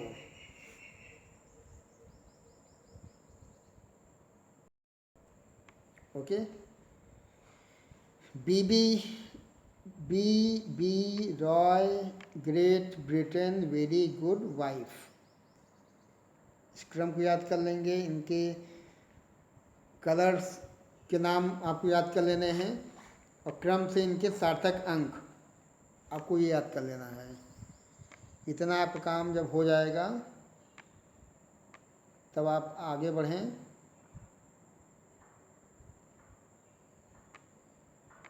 देखिए कुछ ऐसे है कंप्लीट। प्रतिरोध देखिए ऊपर बनाया गया था ये, तो उसी के लिए आपको ध्यान रखना है विद्यार्थियों। मैं पूरा देखिए आपको बता देता हूँ यहाँ पे कि ये जो क्या फार्मूला था,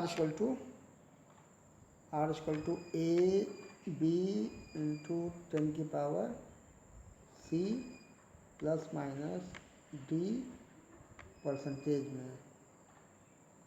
ओके, तो यहाँ पे ए बी ये सब क्या है? ए का मतलब इसका पहला जो कलर क्या है वो आपको दिखाना है, बी का मतलब दूसरा कलर क्या है, और सी का मतलब तीसरा कलर, और डी जो है वो टॉलरेंस है। टॉलरेंस में 3 ऑप्शंस हैं, या तो गोल्डन होगा या फिर सिल्वर होगा या फिर कुछ नहीं होगा। ओके, तो देखिए विद्यार्थियों, आपने पहले तो ये देख लिया कि ये 0 से लेकर 9 तक ये आपको याद कर लेना है, और तीसरा वाला जो होगा 10 की पावर में चलेगा। 10 की पावर, इसे ब्लैक है तो 10 की पावर 0 हो जाएगा 1, कत्थई है तो ये 10 की पावर 1, ब्लैक रेड में 10 की पावर 2, ग्रीन में 10 की पावर 5, ग्रे में 10 की पावर 8। ये पावर याद कर लेनी है। ओके, और इस प्रकार से ये आपका जो है हो जाएगा। चौथा वाला जो मैंने आपको बताया अभी विद्यार्थियों, आपने ध्यान दिया होगा पीछे कि चौथा जो वलय था वो या तो गोल्डन होगा या सिल्वर होगा या फिर कोई कलर नहीं होगा। जो चौथा वाला है टॉलरेंस के लिए है, परसेंटेज के हिसाब से। गोल्डन अगर बनेगा तो उसमें आप 5% दिखाना है, सिल्वर बनेगा तो उसके लिए आपको 10% शो करना है, और कोई कलर नहीं है तो वहाँ पे आपको 20% शो करना है। ओके, अब एक एग्जाम्पल देख के हम लोग और समझ लें कि एक्चुअल में क्या आपको पढ़ाया गया, समझ में आया है। ओके, तो देखिए मैं आपको एक क्वेश्चन देता हूँ, बोर्ड में ऐसे ही क्वेश्चन देगा, बोल देगा कि जो है एक कार्बन प्रतिरोध है और उसमें जो 3 पट्टिकाएँ हैं। पहली पट्टिका देखिए इसमें शो की गई है, जो थोड़ा ऊपर कर लूँ मैं इसको, जो पट्टिकाएँ बनाई गई हैं विद्यार्थियों, तो इसमें 3 कलर पहले बनाए गए हैं जो कि पीले, हरे और लाल के रूप में दिखाए गए हैं। चौथा जो कलर है वो सुनहरा है। ओके, अब जैसे पहला देखिए ये येलो पट्टी बनाई है, दूसरी वाली ये ग्रीन पट्टी बनी है, और तीसरी जो है वो लाल पट्टी बनी है। ओके, और जो लास्ट वाला है वो गोल्डन बता रहा है। चलिए इसको मान लिया गोल्डन है ये। तो अगर इस कंडीशन के हिसाब से हमें इसका प्रतिरोध निकालना है विद्यार्थियों, ओके, तब आपको ये ध्यान रखना है कि आपको पहले तो फॉर्मूला लगा देना है। फॉर्मूला क्या था? फॉर्मूला मैंने आपको ये बताया था, R=AB AB 10⁻C ± D। तो ये जो कलर है वो A के लिए है, ये कलर ग्रीन वाला B के लिए है, ये कलर C के लिए है, लास्ट वाला D के लिए है। ठीक है ना, इसके हिसाब से चलना है। और इसके हिसाब से चलते हैं तो पहले देखिए पीला है, पीला जो है वो पीला, हरा, लाल, सुनहरा, ये 4 कलर हैं। तो टेबल में आप देखिएगा अभी बाद में कि टेबल में जो ऊपर आपको टेबल दिखाई गई थी उसमें पीला जो है नंबर 4 पे आएगा, मतलब चौथा उसका मान होगा। ग्रीन जो है उसका वैल्यू 5 होगा, लाल के लिए 2 होगा, और गोल्डन के लिए अभी मैंने आपको ऊपर दिखाया था 5%, है ना।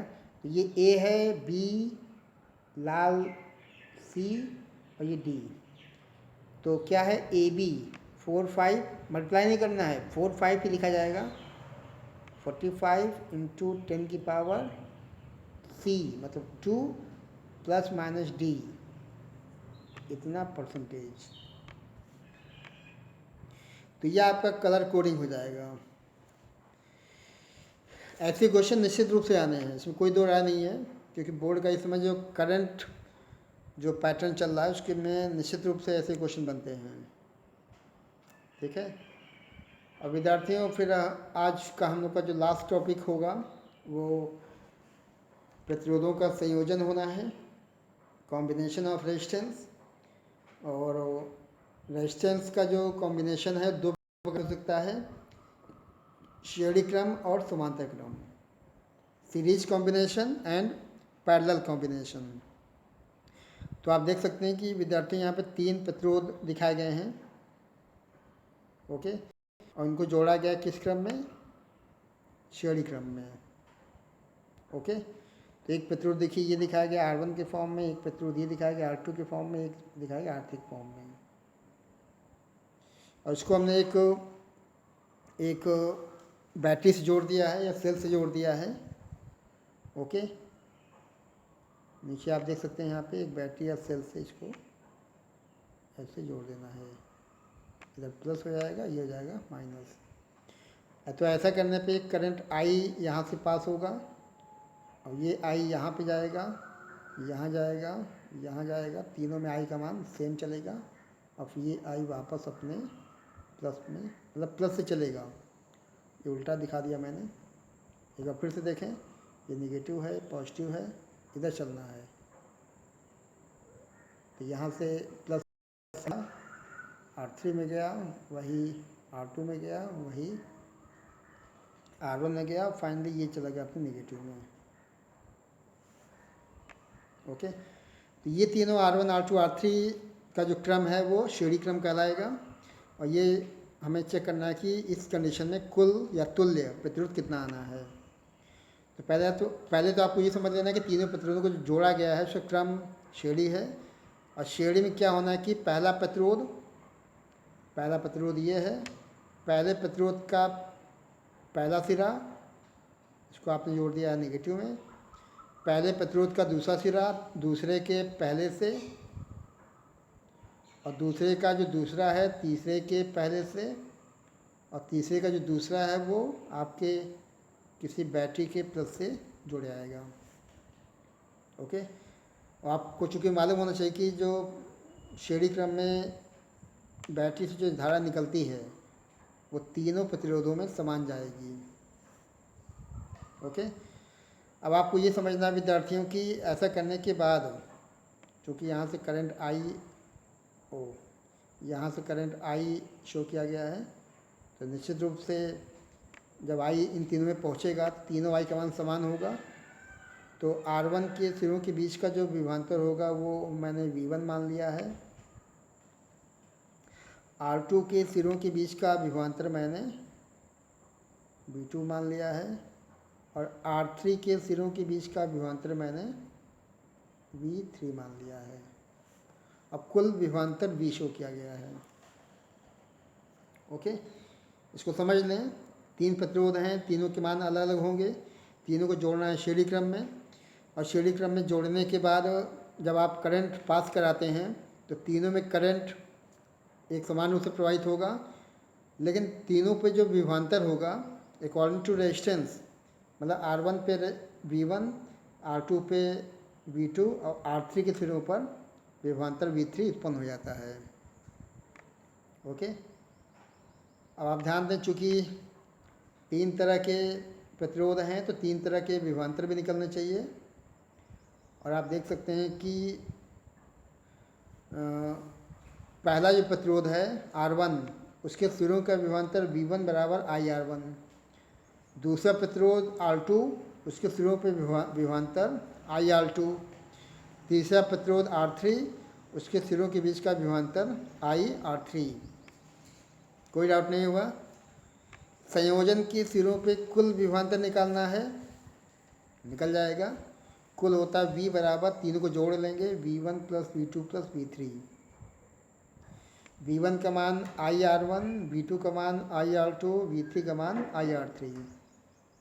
ओके, कॉमन निकाल दिया गया है, कॉमन निकला है I, तो V इक्वल टू बनेगा I ब्रैकेट में R1 plus R2 plus R3। Equation first इसको शो किया गया है विद्यार्थियों।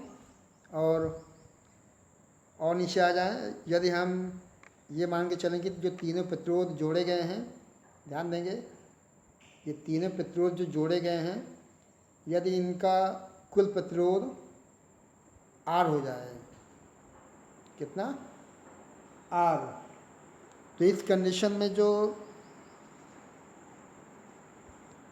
फॉर्मूला बनेगा कुछ ऐसा बनता है। एक फॉर्मूला देखिए आपका ये बन गया है इक्वेशन नंबर फर्स्ट के फॉर्म में। और तुल्य प्रतिरोध अगर R है तो V इक्वल टू IR, ओम का नियम, ये सेकंड हो जाएगा। एक और दो की कंपेयरिंग करनी है, तुलना कर लेनी है विद्यार्थियों। और तुलना करने के बाद हम लोग देख सकते हैं कि IR इक्वल टू ये हो जाएगा, और ऐसा करने पे जो I कटेगा, R इक्वल टू बनेगा R1 plus R2 plus R3। तो निश्चित रूप से प्रतिरोधों के श्रेणी क्रम संयोजन का तुल्य प्रतिरोध संयोजन में इस्तेमाल किए गए प्रतिरोधों के अलग अलग योगफल के बराबर होता है, जो यहाँ निष्कर्ष निकल रहा है। ठीक है, और ये देखिए डायग्राम भी शो किया गया है विद्यार्थियों, तो इसको भी आपको समझ लेना है कि सीरीज कॉम्बिनेशन में क्या होता है कि जब आप जैसे दो बल्ब शो किए गए हैं और दोनों बल्बों को यदि हम किसी एक बैटरी से जोड़ते हैं, तो ये जो डायग्राम बना है ये एक श्रेणी क्रम का डायग्राम शो किया गया है। इसमें कॉपर वायर के द्वारा दोनों बल्बों को जोड़ा गया है, और निश्चित रूप से यहाँ जो करंट पास होगी, तो जो करंट इस बल्ब में आनी है वही वही वही करंट यहाँ भी आएगी और फाइनली वो आई जो है अपने नेगेटिव में चली जाएगी। तो कॉपर वायर का ये हो जाएगा एग्जाम्पल। ओके, और उसके बाद देखें कुछ फैक्ट्स बताए गए हैं। ओके, तो विद्यार्थियों कुछ फैक्ट्स भी आपको देख लेने हैं। और जैसा कि आपने अभी ऊपर डायग्राम में देखा कि जो आपका श्रेणी संयोजन था, ये जो डायग्राम बना है और उसके ऊपर भी जो डायग्राम जो बने थे श्रेणी संयोजन के हैं, सीरीज कॉम्बिनेशन सीरीज सर्किट। तो इसमें कुछ फैक्ट्स होते हैं, इसको आपको समझ लेना है और सवालों में या जहाँ पे कॉन्सेप्ट क्वेश्चन होंगे वहाँ पे इसको अप्लाई करना होगा।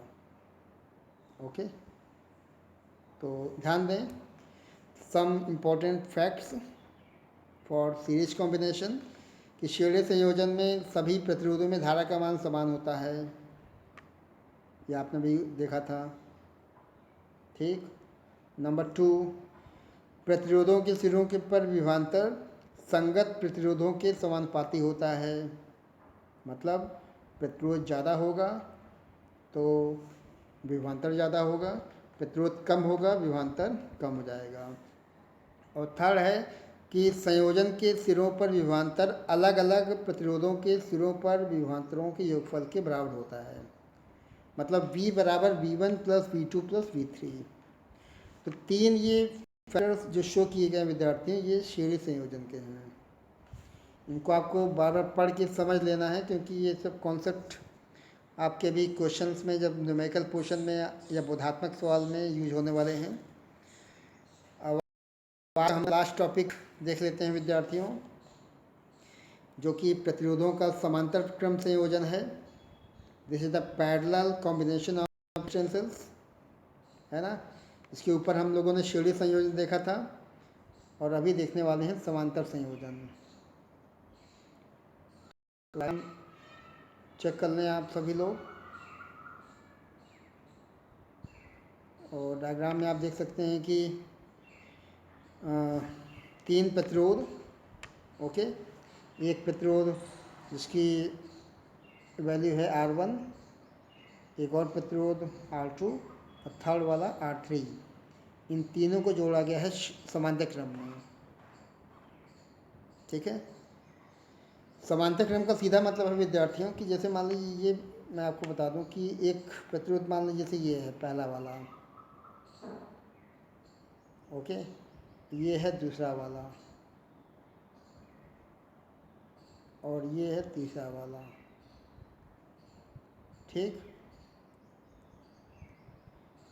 इन सब के तीनों के पहले इन तीनों के पहले सिरे को एक बिंदु से, ओके, इन सब के एक पहले सिरे को एक बिंदु से और दूसरे सिरों को दूसरे बिंदु से, ये भी मान लिया है, आपस में जोड़ लें और इनको जोड़ दें एक बैटरी से या सेल से और एक कुंजी। तो ये जो कॉम्बिनेशन है ये पैरेलल कॉम्बिनेशन या समांतर संयोजन है। एक विद्यार्थी ने मुझसे क्वेश्चन पूछा था कि जो है बैटरी और सेल में सर अंतर समझा दीजिए। तो विद्यार्थियों अभी आप अगले वीडियो के इंतजार करें, वीडियो अगले भाग का भाग नंबर 4 में आपका पूरा टॉपिक उसी का है, सेल और बैटरी का ही है। पूरा बहुत डिटेल में इसमें बताया गया है। ठीक है, तो देखिए विद्यार्थी ये हो गया है। अब आपको ये ध्यान देना है कि जब इतना जोड़ने के बाद आप जब कुंजी को चालू करते हैं तो यहाँ से करंट आई पास होता है, ठीक है ना। और ये आई जब बिंदु ए पे आता है, ओके, तो ये 3 भागों में ब्रेक हो जाता है।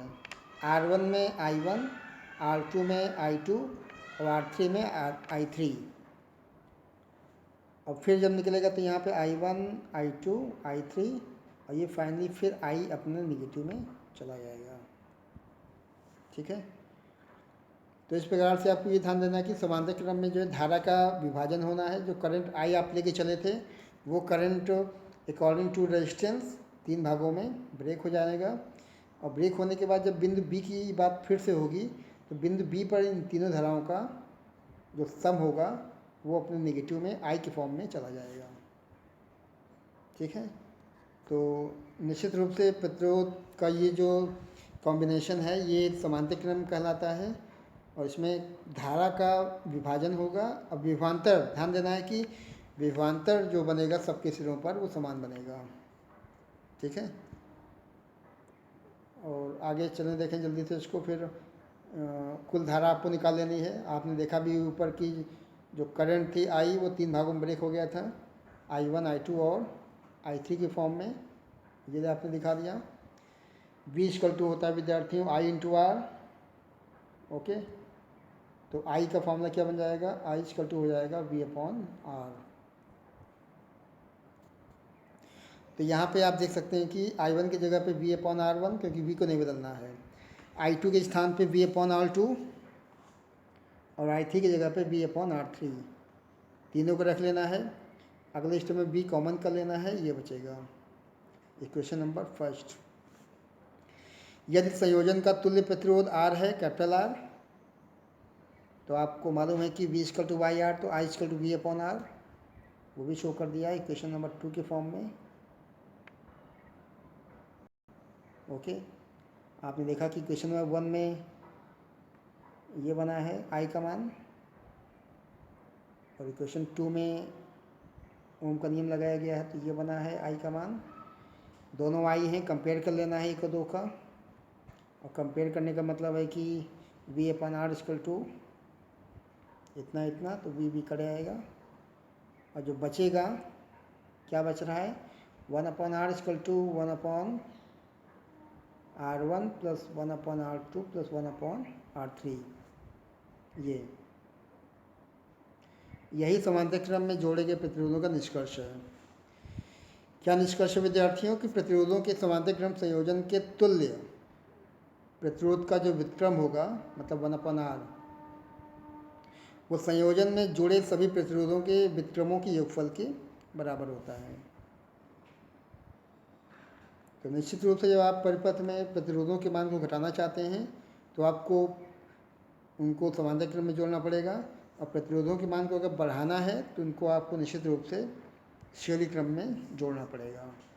तो इसका निष्कर्ष आप फिर से एक बार पढ़ लेना, और ये मैं एक बल्ब के माध्यम से देखिए फिर दिखाता हूँ कि कैसे समांतर क्रम शो किया गया है। ओके, ये पैरेलल कॉम्बिनेशन है, 3 प्रतिरोध के यहाँ 3 बल्ब देखिए शो किए गए हैं, 1 2 तीसरा, और ये आपकी कुंजी दिखा सकते हैं, ये 2 सेल दिखाए गए हैं, मतलब बैटरी बनी है। ठीक है, देखिए ये एक बहुत बढ़िया इसमें संदेश ये आता है कि अगर इन तीनों बल्ब में कोई एक बल्ब अगर ख़राब हो जाएगा, है ना, तो बाकी दोनों बल्बों पर कोई प्रभाव नहीं पड़ेगा। ठीक, एक बल्ब अगर बीमार पड़ेगा तो बाकी बल्बों की सेहत पर कोई प्रभाव नहीं पड़ने वाला है। यही लॉजिक समांतर क्रम का होता है। और आपको मालूम होना चाहिए घरों में जो घरेलू जो परिपथ होते हैं, डोमेस्टिक वायरिंग जो की जाती है, वो भी पैरेलल कॉम्बिनेशन पे बेस होती है। आपके घर में कोई एक ट्यूबलाइट या एक पंखा अगर गड़बड़ होता है तो इसका मतलब ये नहीं कि पूरे घर की लाइट पे प्रभाव पड़ेगा, ऐसा नहीं होता है, बल्कि केवल उसी स्थान तक ये प्रभाव सीमित रहेगा, बाकी यथावत चलता रहेगा। तो पैरेलल कॉम्बिनेशन की ये खास बात होती है। और कुछ और देखिए पॉइंट एक्स्ट्रा शॉर्ट करके दिखाए गए हैं, ये भी आपको देख लेना है। जैसे आपने ऊपर श्रेणी क्रम पर देखा था, तो प्रतिरोधों के समांतर क्रम संयोजन में क्या क्या होना है, ध्यान देंगे। पहला कहता है कि सभी प्रतिरोधों के सिरों पर विभवांतर समान होगा, निश्चित रूप से समान होगा, बहुत बड़ा पॉइंट है ये। फिर प्रतिरोधों में प्रवाहित धाराएं संगत प्रतिरोधों के व्युत्क्रमानुपाती होती हैं। ठीक है, जो भी प्रतिरोध में करंट फ्लो होगा वो उनके प्रतिरोधों के व्युत्क्रमानुपाती, मतलब जहाँ प्रतिरोध कम होगा वहाँ पे धारा का मान ज़्यादा होगा। ओके, और नेक्स्ट है कि संयोजन की जो कुल धारा है वो अलग अलग प्रतिरोधों में प्रवाहित धाराओं के योग के बराबर होती है। मतलब I बराबर आपने ऊपर देखा था अभी I1 plus I2 plus I3, और जैसे मैं अभी आपको बार बार फोकस कर रहा था कि घरेलू परिपथ में जितने भी उपकरण जोड़े जाते हैं वो समांतर क्रम में ही संयुक्त होते हैं। तो विद्यार्थियों, ये कुछ पॉइंट्स एक्स्ट्रा शॉर्ट्स के रूप में शो किए गए हैं। इनको भी आपको अपने रजिस्टर में नोट करते जाना है ताकि आपका एक कंप्लीट नोट्स तैयार हो जाए। मैं शॉर्टकट में विश्वास नहीं करता विद्यार्थियों। ऐसा नहीं कि मैं आपको केवल बता दूं कि समांतर 1/r = 1/r1 + 1/r2 + 1/r3 और श्रेणी = r1 + r2 + r3 कैसे निकला है वो भी आपको मालूम होना चाहिए, क्योंकि आपका जो स्टैंडर्ड है क्लास 12th का 10+2 का इंटरमीडिएट का, इसमें आपके सारे कॉन्सेप्ट क्लियर हो जाने चाहिए। ओके, तो एक्स्ट्रा शॉर्ट्स को आप ध्यान से देख लें, सभी पॉइंट्स को अप्लाई करें। ठीक है, तो विद्यार्थी इस प्रकार से आज हम लोग का ये सेशन, ये जो आज का ये वीडियो है लगभग समाप्ति की ओर है। और आप सभी का मैं चाहूँगा विद्यालय की ओर से भी, Manak Nagar railway inter college RDC Lucknow, thanks for watching और thanks for watching my video also.